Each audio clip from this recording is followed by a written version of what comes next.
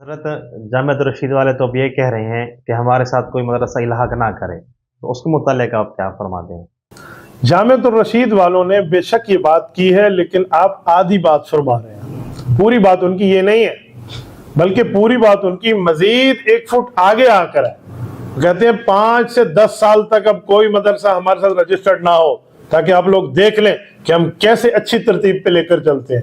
میں آپ سب حضرات کو آج کی تاریخ میں اتنے بڑے مجمع میں گواہ بنا کر کہتا ہوں کہ جتنے بھی یہاں پاکستان کے مدارس ہیں وہ ہمارے بورڈ میں الحاق نہ کریں، 5 سے 10 سال وہ انتظار کریں، اگر اس کے نتائج اچھے ملیں تو اس کے بعد سوچیں۔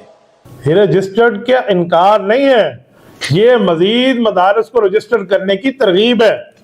اگر ایسی ہی بات ہے کہ جامعۃ الرشید نے رجسٹریشن بند کر دیا تو اپنا بورڈ بند کر دیں جو سرکاری بورڈ لیا ہوا ہے، تاکہ ہم سرکار کے ہاتھوں سرکاری منشا کے معاملات کے مطابق جو ہم نے بورڈ لیا اور اتحاد تنظیمات مدارس دینیہ کی اجتماعی قوت کو توڑا، اس گناہ سے ہم واپس آ جائیں نا۔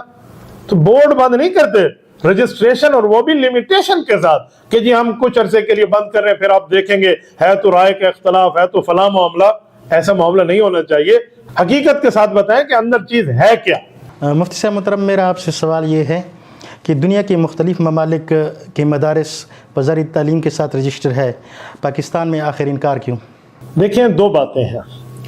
جہاں وزارت تعلیم کے ساتھ مدارس رجسٹرڈ ہیں ان مدارس کی خود مختاری ختم ہے۔ آپ ایک مدرسہ مجھے پوری دنیا میں اس دلیل کے ساتھ پیش نہیں کر سکتے کہ یہ وزارت تعلیم کے ساتھ رجسٹرڈ بھی ہے اور اس کی اپنی خود مختاری بھی موجود ہے۔ وہ وہاں الف با جیم دال سے آگے نہیں چل سکتے، جو سرکار کہے گی وہی بتائیں گے۔ مولانا آپ مجھے ایک بات بتائیں، جب آپ کو تنخواہ حکومت دے، آپ کے مدرسے کے معاملات حکومت پوری کرے، آپ کے تمام بلز وغیرہ سارے حکومتی پیسوں سے ادا ہوں، آپ کا کچن حکومتی پیسوں سے چل رہا ہو، یہ کیسے ہو سکتا ہے کہ آپ خود مختار ہوں گے؟ آپ تو ان کے پابند ہیں۔ آج کل کسی سے 1 منٹ کے لیے میں ایک بات کرتا ہوں کہ سرکاری ملازم کو کیا آپ فلاں جماعت میں عہدے پر آ جائیں، آتے ہیں، وہ کیا کہتے ہیں؟ جی میں سرکاری ملازم ہوں، تو آپ دوسرے لفظوں میں سرکاری ملازم ہو جائیں گے، تو پھر آپ کی خود مختاری ختم ہے۔ رہی یہ بات کہ دنیا کے مختلف ممالک میں ہے، دنیا کے مختلف ممالک ان ممالک میں ہے جہاں جن لوگوں نے اپنی خود مختاری ختم کرا لی ہے، لیکن بر صغیر کو دیکھیں تو بر صغیر میں چیز موجود نہیں ہے، بلکہ بر صغیر کے علماء نے ہمیشہ خود مختاری کا سبق دیا ہے، سر اٹھا کر چلنا سکھایا ہے، دلال کے ساتھ سمجھانا، بتانا، سنانا پوری ترتیب کے ساتھ پیش کیا ہے۔ تو اس کی وجہ کہ مدارس اسلامیہ علماء کے ماتحت ہے اور خود مختار ہے۔ حضرت مفتی صاحب، یہ ہمارے سننے میں آیا ہے کہ بھارت میں دارالعلوم دیوبند اور جو وہاں باقی مدارس ہیں وہ وہاں وزارت تعلیم کے تحت رجسٹر ہیں، ان کو تو کبھی بھی کوئی مسئلہ پیش نہیں آیا، تو ہمارے پاکستان میں مسئلہ کیسے پیش آ سکتا ہے؟ آپ نے غلط سنا ہے، ایسا معاملہ نہیں۔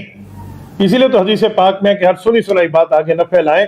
یہ جو بات میڈیا پہ پھیلائی جا رہی ہے نا کہ فلاں جگہ ایسا رجسٹرڈ ہے، ایسا کچھ بھی نہیں ہے، بلکہ وہ مدارس سوسائٹی ایکٹ کے تحت رجسٹرڈ ہیں، جس کے تحت جمعیت علماء اسلام اور وفاق المدارس کا موقف ملک میں ہے، وہ اسی کے تحت رجسٹرڈ ہے۔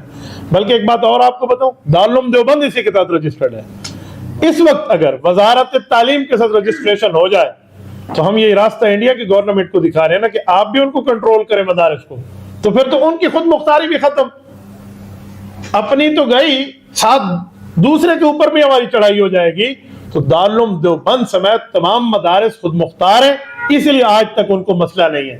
وہ اپنا پیسہ لگاتے ہیں، اپنا لگاؤ، اپنا اگاؤ، اپنا کھاؤ کی ترتیب پہ ہیں، وہ حکومتی کاسا لیس نہیں ہے۔ اگر یہاں پر وزارت تعلیم کے ساتھ رجسٹریشن ہو جائے تو یہ نظیر بن جائے گی انڈیا کی گورنمنٹ کے لیے کہ آپ بھی مدارس کو اپنے کنٹرول میں لیں۔ تو خدا را ان حضرات کو کہے غلط پراپاگنڈا بھی نہ چلائیں اور اس طرح کی 2 نمبری باتیں بھی نہ چلائیں۔ وہاں والے مدارس ایسے ہی رجسٹرڈ ہے سوسائٹی ایکٹ کے تحت اور اپنی خود مختاری کے ساتھ، جیسے ہم لوگ ہیں انشاءاللہ۔